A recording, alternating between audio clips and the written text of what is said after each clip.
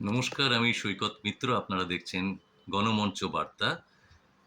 একে সাবস্ক্রাইব করুন, ভালো লাগলে লাইক দিন, শেয়ার করুন বন্ধু স্বজনদের মধ্যে। দেখুন, আজকের বিশেষ বিষয়টি হলো বি.ভি. নাগরত্না, অন্যতম বিচারপতি সুপ্রিম কোর্টে। তিনি বলেছেন, সাংবিধানিক শাসন বজায় রাখতে হলে নির্বাচন কমিশনকে স্বাধীনভাবে, কথাটা মাথায় রাখবে, স্বাধীনভাবে কাজ করতেই হবে। মানে ভারতের মতন একটা বৃহৎ গণতান্ত্রিক দেশে ইসিআই এর ভূমিকা শুধু তো ভোট পরিচালনা করা নয়, তাদের কাজ হলো প্রতিটি নাগরিকের ভোটাধিকার নিশ্চিত করা, নিরপেক্ষ এবং স্বচ্ছ নির্বাচন পরিচালনা করা, রাজনৈতিক পক্ষপাতিত্ব তার ঊর্ধ্বে উঠে কাজ করা।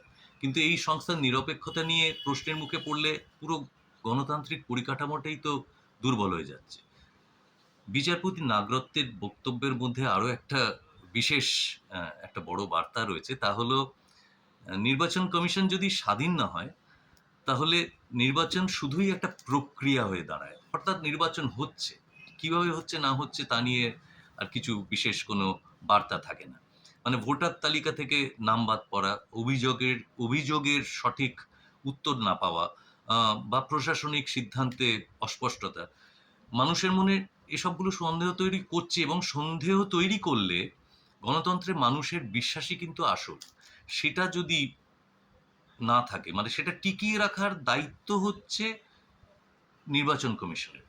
মানে টিকিয়ে রাখার জন্য কি কি দরকার? দরকার হচ্ছে স্বচ্ছতা, জবাবদিহি এবং অবশ্যই স্বাধীনতা। যেখানে প্রতিটি নাগরিকের অধিকার সুরক্ষিত রাখার অন্যতম প্রহরী বলে আমরা মানি নির্বাচন কমিশনকে, তারা কি সেই কাজটা করছেন যথাযথভাবে? শেষ কথা হলো, স্বাধীন নির্বাচন কমিশন মানেই স্বাধীন, কথাটা বারবার বলছি, স্বাধীন নির্বাচন কমিশন মানেই শক্তিশালী গণতন্ত্র। শক্তিশালী গণতন্ত্র, এবং তার নিরপেক্ষতা যদি হারায়, তাহলে গণতন্ত্র শুধু একটি ছাপার অক্ষরেই রয়ে যাবে।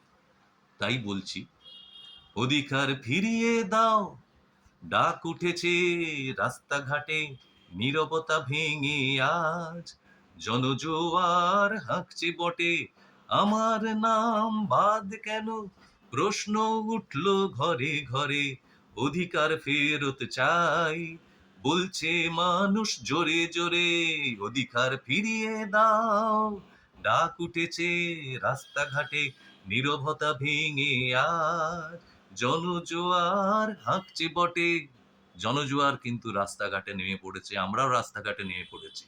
আপনারাও আসুন আমাদের অধিকার রক্ষার লড়াইয়ে। ভালো থাকবেন, সুস্থ থাকবেন, অবশ্যই সাবস্ক্রাইব করবেন গণমঞ্চ বার্তা। ভালো লাগলে শেয়ার করবেন। শেষ করলাম। ধন্যবাদ।